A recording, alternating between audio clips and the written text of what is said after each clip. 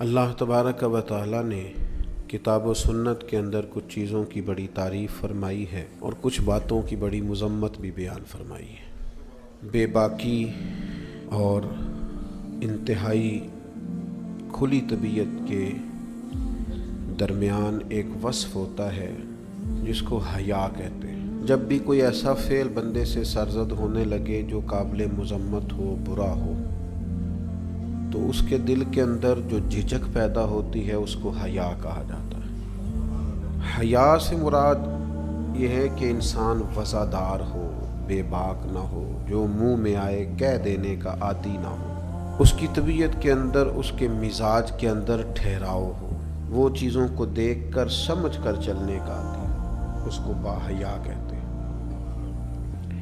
ہمارے زمانے میں اس طرح ہوا ہے کہ کچھ لوگوں نے بعض چیزوں کو تیزی سے پھیلایا ہے۔ انہوں نے کہا یار تو بول نہیں سکتا تو اپنا حق کیسے مانگے گا، تو بات نہیں کر سکتا تجھے تو سارے دبا جائیں گے۔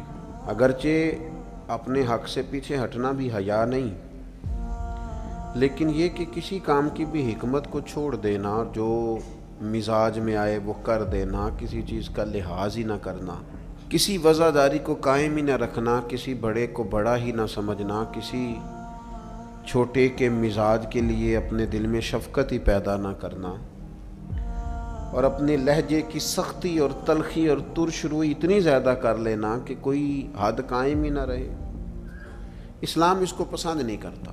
اور پھر یہ کہ شغل کے نام پر، مذاق کے نام پر ایسی چیزوں کو پروموٹ کرنا جو شرم و حیا کے بالکل خلاف ہوں، جس سے معاشرے کے اندر اس طرح کا ماحول پیدا ہو کہ وہ کوئی وزادار معاشرہ ہی نہ رہے، اس کو ناپسند کیا ہے قرآن مجید نے۔ اللہ تعالیٰ نے فرمایا ان الذین یحبون ان تشیع الفاحشہ، فرمایا بے شک جو لوگ یہ چاہتے ہیں کہ مسلمانوں میں بے حیائی کو پھیلا دیں، فحشاء کو عام کر دیں، بری باتوں کو لوگوں کے اندر پھیلا دیں۔ کن لوگوں میں؟ فی الذین آمنوا، وہ لوگ جو ایمان لے آئے، جو ایمان والوں کے اندر بے حیائی پھیلانا چاہتے ہیں۔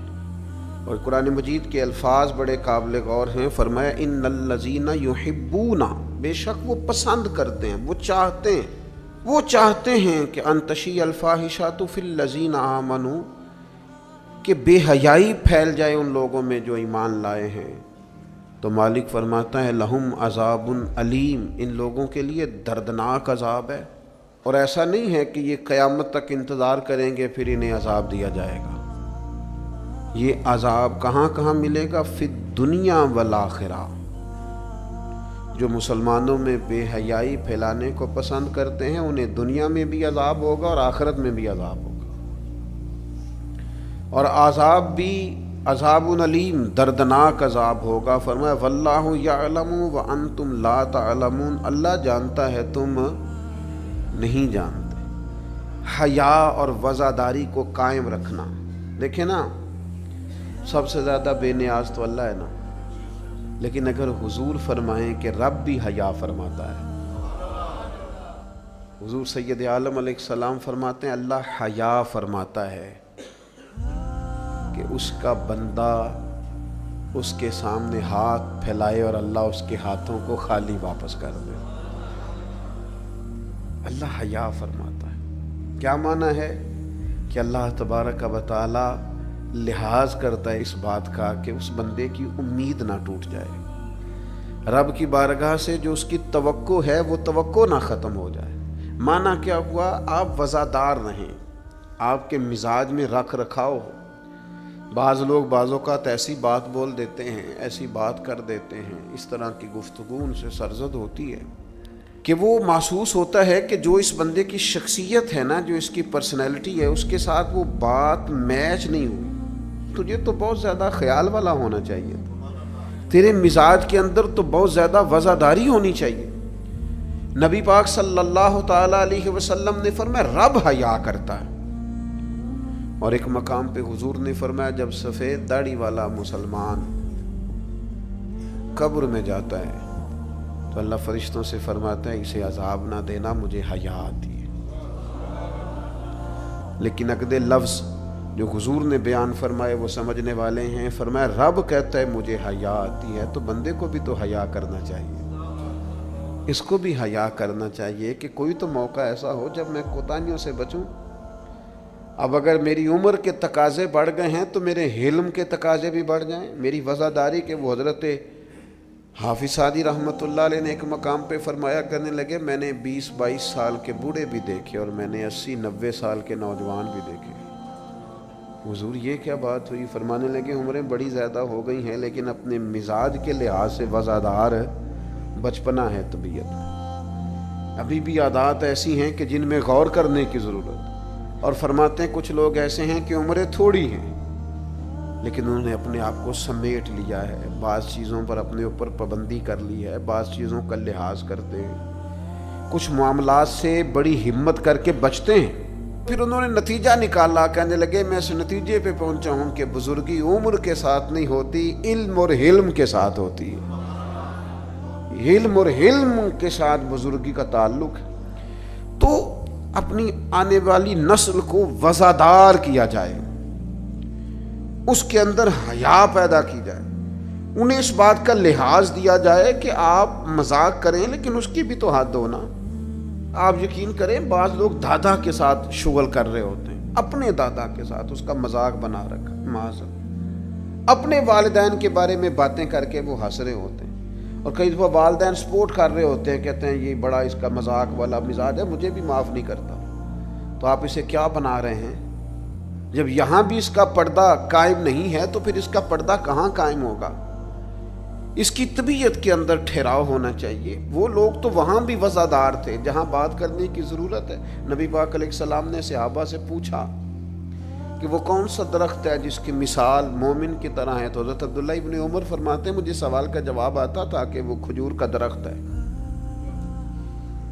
لیکن چونکہ حضرت عمر بیٹھے تھے میرے والد، چونکہ حضرت صدیق اکبر بیٹھے تھے، چونکہ حضرت عثمان غنی بیٹھے تھے، چونکہ علم و حکمت کے تاجور مولا علی بیٹھے تھے، مجھے جواب آتا تھا.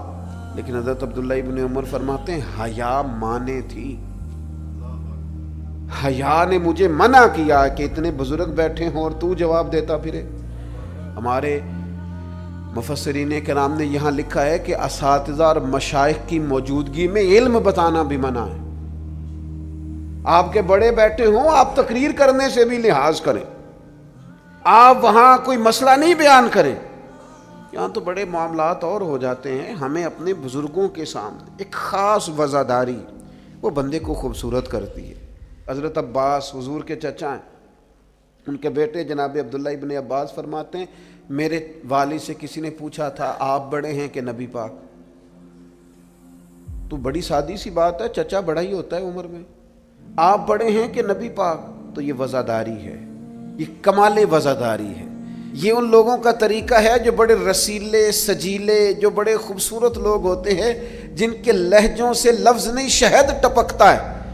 حضرت عباس رضی اللہ تعالیٰ عنہ فرمانے لگے کیا کہا تم نے؟ میں بڑا ہوں کہ حضور؟ فرمانے لگے بڑے تو حضور ہی ہیں، پیدا پہلے میں ہوا تھا، ولادت پہلے میری ہوئی تھی، بڑے بہرحال وہی ہیں، پیدا پہلے میں ہوا تھا. یہ جو وفاداریاں ہیں، یہ جو خوبصورتیاں ہیں، یہ جو آپ کے مزاج کے اندر خوبصورتی ہے، یہ جو لہجے کے اندر حسن ہے، یہ ایک بڑا ضروری کام ہے. بہت سارے لوگ دینی لوگوں سے مسئلہ پوچھنے آتے ہیں لیکن ان میں 60% لوگ وہ ہوتے ہیں جو مسئلہ پوچھنے نہیں آتے، مفتی صاحب کو مسئلہ بتانے آتے ہیں. میری طرح کا بندہ تو چونکہ ذرا جلدی قائل ہو جاتا ہے، وقت تھوڑا ہوتا ہے تو بہت سارا ٹائم نہیں دے پاتے. تو میں کہتا ہوں کہ آپ کے خیال میں جو مجھے کہنا چاہیے وہ آپ مجھے بتا دیں، میں آپ کو کہہ دیتا ہوں، کیونکہ آپ جو چاہ رہے ہیں وہ تو ہے آپ کی مرضی کا فتویٰ. تو مجھے آپ بتا دیں بھلا اس سوال کا جواب کیا ہونا چاہیے، میں آپ کو بتا دیتا ہوں. لیکن اگر آپ مجھ سے پوچھنے آئے ہیں تو پھر آپ حوصلہ کریں، پھر دین جو بات کہتا ہے وہ مجھے بیان کرنے دیں، پھر مرضی کا فتویٰ حاصل نہ کریں، پھر ذرا رکیں. اور یہی حالت بہت سارے اللہ ماشاء اللہ شاگردوں کی ہوتی ہے. ان کا خیال ہوتا ہے استاد میری مرضی کے حساب سے تعلیم دے، مریدین کا خیال ہوتا ہے کہ شیخ اس طرح کر کے چلیں. تو بھائی تیری شرطوں پہ ہی کرنا ہے اگر تجھ کو قبول، تو یہ سہولت تو مجھے سارا جہاں دیتا ہے۔ اگر تیری شرطوں پہ ہی تو نے آنا ہے کہ میرے پاس یہ ٹائم ہے تو اس ٹائم آؤں گا، تو میں اس وقت پسند کرتا ہوں تو میں اس وقت آؤں گا، تو آپ اگر یہ کہیں گے تو پھر میں یہ تیری شرطوں پہ ہی کرنا ہے اگر تجھ کو قبول، تو یہ سہولت تو مجھے سارا جہاں دیتا ہے۔ پھر تو ٹھیک ہے، اگر ہم نے کچھ دو کی پالیسی پہ ہی تعلق بنانا ہے تو پھر استادی شاگردی تو نہ ہوئی، پھر تو ٹھیک ہو گیا، پھر یارانے کریں گے، دوستیاں کریں گے۔ اس طرح کے لوگ تو ڈھیروں مل جاتے ہیں۔ اپنی زندگی کے اندر وزاداری، خوبصورتی، ٹھہراؤ، لہجے کے اندر حسن، مزاج کے اندر ایک کمال۔ حضرت امام مالک رحمۃ اللہ علیہ کو کسی بات پر امام اعظم نے بڑا ڈانٹ دیا، شاگرد تھے، بڑا ڈانٹ دیا، سخت ڈانٹا، اور اس کے بعد بھی وقفے سے کبھی کوئی ایسی بات ہوتی تو امام صاحب کہتے ہیں میری طبیعت سے وہ غصہ نہ جاتا کہ یار اس نے ایسا کیوں کیا۔ کچھ عرصے کے بعد جا کے وہ بات کھلی کہ جس بات پر امام ابو مالک کو ڈانٹا ہے ان کی تو غلطی نہیں تھی، دوسرے کلاس فیلو کی غلطی تھی، انہوں نے تو یہ بات کہی نہیں، تو کسی اور نے کہی تھی اور نام ان کا لگ گیا۔ بچے کر دیتے ہیں نا شرارت، کسی نے کی، نام کسی۔ تو امام اعظم ابو حنیفہ رحمۃ اللہ علیہ امام مالک سے کہنے لگے بیٹا تم نے بتایا کیوں نہیں، اتنی ڈانٹ کھا لی۔ حضرت امام مالک نے سر جھکا لیا، کہنے لگے حضور لوگوں کے جسموں پر لوگوں کا احسان ہوتا ہے، میری تو سانسوں پر بھی تیرا احسان ہے، میری سانسیں بھی تیری مقروض ہیں۔ یہ جو لوگ مالک کو جانتے ہیں یہ اس نسبت سے جانتے ہیں کہ یہ ابو حنیفہ کی گلی میں آتا جاتا ہے۔ سونیاں زندگی میں جتنا نام اور عروج پایا تیرے صدقے پایا، 4 جھڑکیاں نہ سہ سکتا تیرے نام پر، میں نے پسند نہیں کیا۔ اور پھر آپ نے پوچھا بھی تو نہیں نا کہ بتاؤ، آپ نے کہا ڈانٹ کھانی ہے تو دکھ قبول محمد بخشا بس راضی رہن پیارے، کوئی حرج نہیں۔ آپ نے کہا ڈانٹ کھانی ہے تو کھا لیتی، اس میں حرج والی کون سی بات؟ یہ خاص وزاداری، یہ خاص خوبصورتی۔ میں آپ سے عرض کروں، ہمارے گھروں میں جو بڑے بوڑھے ہوتے ہیں نا، وہ جب پڑھی لکھی بہو لے کے آتے ہیں نا تو اس کا مطلب یہ تھوڑی ہوتا ہے کہ وہ بیچارے ہامتے کامتے رہیں گے، ڈرتے رہیں گے کہ جناب بہو بڑی پڑھی لکھی ہے یا داماد بہت پڑھا لکھا ہے تو کوئی ایسی بات نہ ہو جائے کہ وہ کہے او بابے کو تو پتہ ہی نہیں۔ پڑھا لکھا وہ بندہ ہوتا ہے جو دوسروں کے مزاج کی رعایت کرے، جو تھوڑا سا سمجھے کہ میری اس چیز کی وجہ سے کوئی شخص کسی کمزوری کا شکار تو نہیں ہو رہا۔ اگر آپ نے تربیت کی ہے تو پھر تربیت کا معنی تو یہ ہونا چاہیے کہ اسے ادب بھی کرنا آئے، پیار بھی کرنا آئے، گھر کے بزرگوں کے حق میں اس کے رویے میں نرمی بھی آئے۔ اور اگر آپ نے تربیت یہ کی ہے کہ ہم چما دیگرے نیز تمہاری طرح کا دوسرا کوئی نہیں، تو پھر یاد رکھو اگر تمہاری طرح کا دوسرا کوئی نہیں نا تو پھر تمہیں بھی کوئی ماننے کو تیار نہیں ہے۔ پھر جعلی روب اور ہوتا ہے اور دلوں میں محبت اور ہوتی ہے، پھر ان چیزوں میں فرق ہوتا ہے۔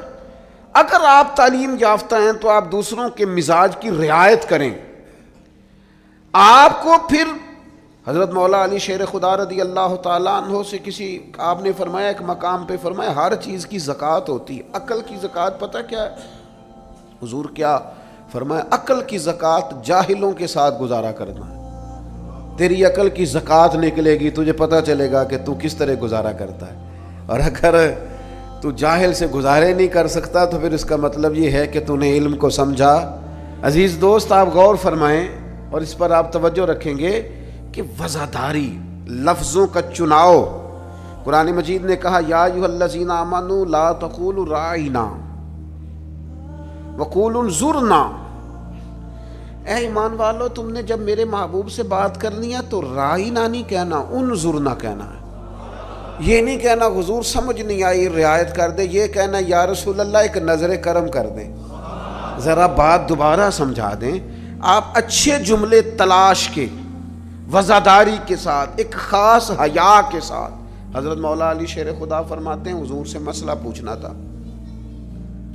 مسئلہ پوچھنا بڑا ضروری کام ہے، اگر آپ مسئلہ دریافت نہیں کرتے تو بڑا عرصہ تک ماحول اس طرح کا رہ جاتا ہے کہ جس سے آپ جہالت میں ہی وہ کام کرتے رہتے ہیں۔ مسئلہ پوچھیں گے تو بات بہتر ہوگی، آپ بات پوچھ لیں گے، بات کلیئر ہو جائے گی، آپ پھر صاف ستھرے معاملے کے ساتھ عمل کر سکیں گے. تو حضرت مولا علی کہتے ہیں حضور سے مسئلہ پوچھنا تھا. اب سوال کرنا بڑا ضروری ہے, خود حدیث پاک میں موجود ہے, سوال کرنا آدھا علم ہے.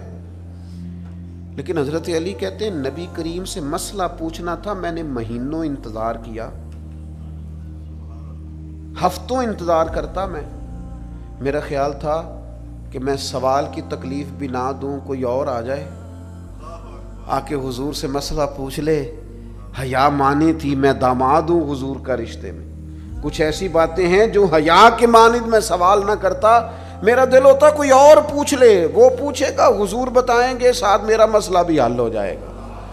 لیکن جہاں لوگ بے باکی کو اور بے حیائی کو کہتے ہیں جی او میں پرواہ نہیں کرتا, تو یہ تو بھئی آپ نہیں پرواہ کرتے تو آپ کی مرضی ہے. اور ہمارے زمانے میں ویسے بھی جو زیادہ بدتمیز ہوتا ہے اس کا عروج بھی زیادہ ہوتا ہے. بدتمیزوں سے لوگ ڈرتے ہیں. بدتمیز جو ہوا لوگ اس سے ڈرتے ہیں, کہتے ہیں یہ کوئی ایسی بدتمیزی کر دے گا کہ بعد میں دقت ہوگی. وہ شریف آدمی اس سے جھجک رہا ہوتا ہے, وہ سمجھ رہا ہوتا ہے میں بڑی شے ہوں, تو کچھ بھی نہیں ہے بھائی, تو بدتمیز ہے. اور کچھ لوگ گاند سے اس لیے بچتے ہیں کہ اس میں روڑا پھینکا تو چھینٹے پڑیں گے, پھر کپڑے بدلنے پڑیں گے, نہانا پڑے گا, اس لیے لوگ بچ کے گزرتے ہیں. اور تیرا خیال ہے کہ تجھ سے بڑا لوگ ڈرتے ہیں. تو اپنی زندگی میں وزاداری, شرم و حیا. اب دیکھیے سیدہ عائشہ صدیقہ رضی اللہ تعالیٰ عنہ ارشاد فرماتی ہیں نبی پاک علیہ السلام عرب کی کنواری لڑکیوں سے بھی زیادہ حیا والے تھے, شرمیلے تھے. حضور علیہ الصلوۃ والسلام فٹافٹ بے باک ہو کر کسی سے کوئی بات نہ کرتے. اب دیکھیں صحابہ غلام ہیں رسول پاک کے, اگر حضور کسی کا نام لے کے بھی اس کی تربیت کرنا چاہیں تو وہ آدمی خوش ہوگا, سعادت مندی ہوگی. لیکن حضور کو کسی شخص کے بارے میں بتایا جاتا نا فلاں نے یہ بات کی ہے, تو کبھی نامینیٹ کر کے اس بندے کے سامنے بات نہیں کرتے. یہ وزاداری والا معاملہ ہے. تو محبوب کیا فرماتے, حضور فرماتے لوگوں کو کیا ہو گیا ہے, اب انہوں نے اس طرح کرنا شروع کر دیا. وہ ایک کی بات ہوتی سب کو سمجھ آ جاتی اور اس کے بھی ساتھ لگتے اصلاح ہو جاتی. اپنی مزاج سے اپنی وزاداری کو ختم نہیں کریں, اپنے لہجے کو ختم نہ کریں. میں مذہبی اسٹیجوں پہ دیکھتا ہوں, مجھے بڑی تکلیف ہوتی. جو فلانی چیز نہ مانے وہ حلالی نہیں, جو فلانی بات کا جواب نہ دے باپ کا ہی نہیں. یہ آپ کا سٹائل ہے؟ یہ دیندار لوگ اس طرح بات کرتے ہیں؟ یہ آپ ڈگریاں جاری کر رہے ہیں؟ کیا رسول پاک علیہ السلام کا انداز تبلیغ معاذ اللہ یہ تھا؟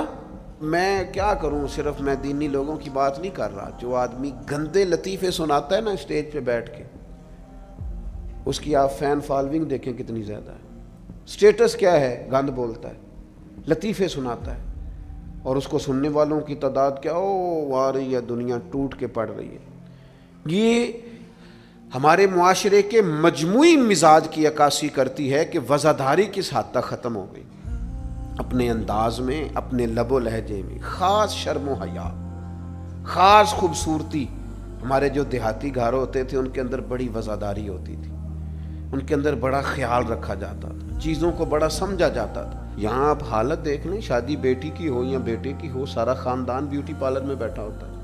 کوئی وزاداری نہیں رہی, کوئی وہ معاملہ ہی نہیں رہا جس میں حسن ہوتا تھا, خوبصورتی ہوتی تھی. رسول پاک صلی اللہ تعالی علیہ وسلم نے فرمایا حیا خیر ہی خیر ہے, حیا سراپا خیر ہے.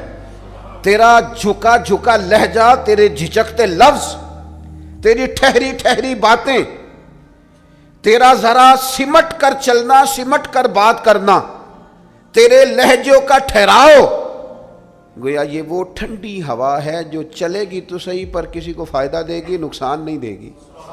لیکن اگر تیرا خیال طوفان بننے کا ہے, پھر ایسا نہ ہو کہ درخت بھی ٹوٹیں, رستے بھی بند ہوں, عمارتیں بھی گریں. حضور نے فرمایا حیا خیر ہی خیر ہے, حیا جہاں آتی ہے خیر لاتی. نبی پاک صلی اللہ تعالی علیہ وآلہ وسلم ایک جگہ سے گزرے, یہ بخاری میں موجود ہے. تو ایک شخص اپنے بھائی کو سمجھا رہا تھا, اسے کہہ رہا تھا یار تو بڑا ہی شرمیلا ہے, اس طرح بھی کوئی کام ہوتا ہے, تیری شرم و حیا کی وجہ سے بڑے مسائل بنتے. بھائی بھائی کو ڈانٹ رہا تھا کہ تو اس قدر زیادہ جھجکتا ہے, شرمیلا ہے کہ بڑے ہمارے مسائل خراب ہو گئے تیری جھجک کی وجہ سے.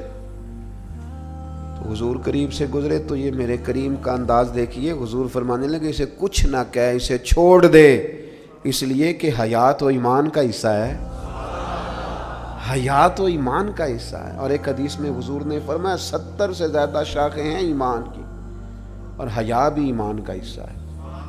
آپ وزادار رہیں، آپ میں خوبصورتی رہے گی، آپ تھوڑا سا انتظار میں رہیں، آپ تھوڑا سا رکیں، آپ کوئی اپنے مزاج کے اندر کوئی ایسا چھچورا پن پیدا نہیں کریں جس سے آپ کی طبیعت، آپ کا لہجہ، آپ کا انداز، آپ یقین کریں سنجیدہ لوگ تو حجروں میں چلے گئے۔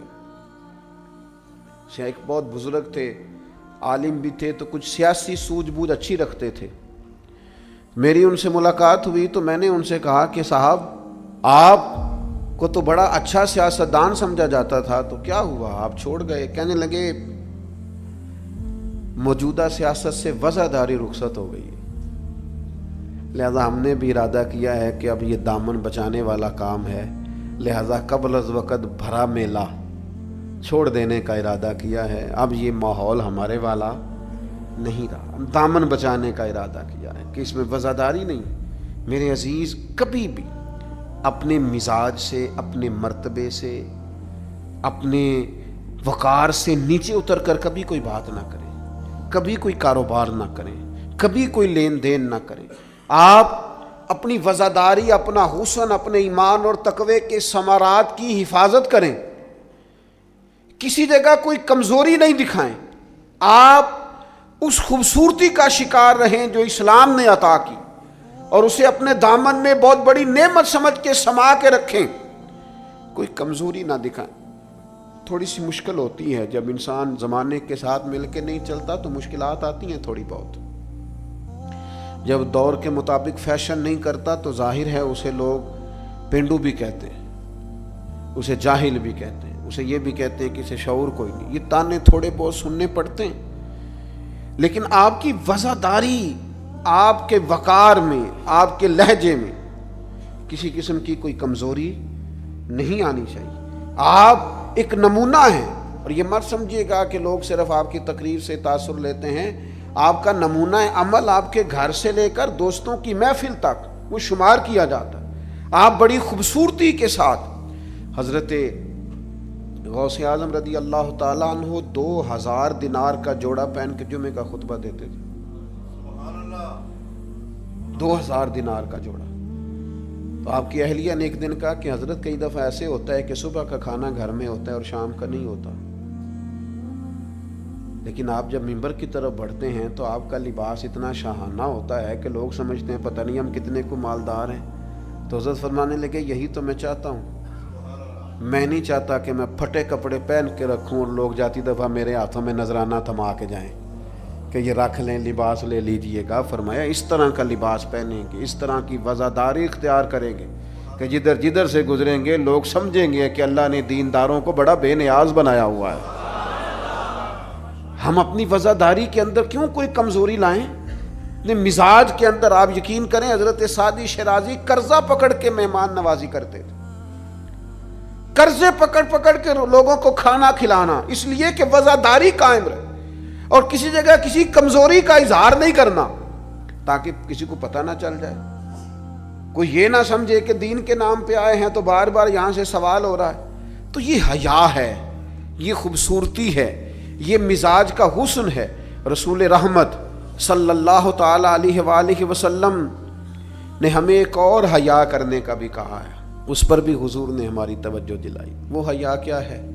وہ ہے اپنے رب سے حیا کرنا،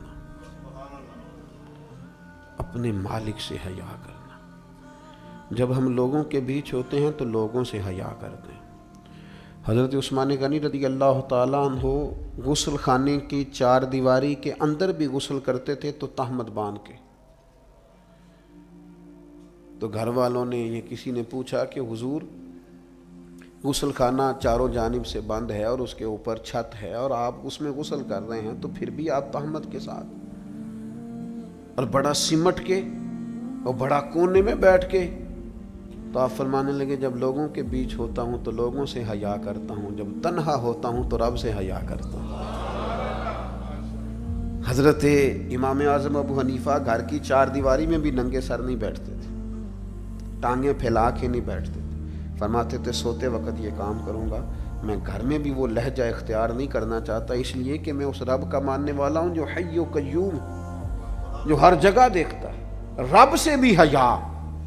اور آپ کو پتہ ہے ہمارے صوفیاء نے فرمایا ہے کہ سب سے زیادہ اللہ سے وہ بندہ حیا کرتا ہے جو اپنے خیالات پر کنٹرول کرتا ہے، اپنے جذبات پر کنٹرول کرتا ہے، جو وسوسوں کو نہیں آنے دیتا، جو اپنی طبیعت میں کوشش کرتا ہے کہ اچھے خیالات ہی رہیں، وسوسے آئیں تو جھٹک دیے جائیں، اس لیے کہ وہ نبی پاک علیہ السلام کا جو فرمان موجود ہے نا کہ رب نہ تمہاری جیبیں دیکھتا ہے نہ صورتیں دیکھتا ہے، وہ جب دیکھتا ہے تمہارا دل دیکھتا ہے، تو وہ حیا کرتے ہیں کہ دل میں کوئی ایسا خیال آئے جو غلط ہو، برا ہو، گندا ہو، چونکہ مالک نے دیکھنا ہے، وہ اس لیے خانہ دل کو صاف رکھتے ہیں۔ لیکن نا کوئی مہمان گھر میں آتا ہے تو لوگ فٹافٹ صفائی نہیں کرتے، چیزیں نہیں اٹھاتے کہ وہ کیا سوچے گا، یہ کتنے میلے کچیلے ہیں، کیونکہ مہمان نے دیکھنا ہے، اور جس دل کو رب رحمان نے دیکھنا ہے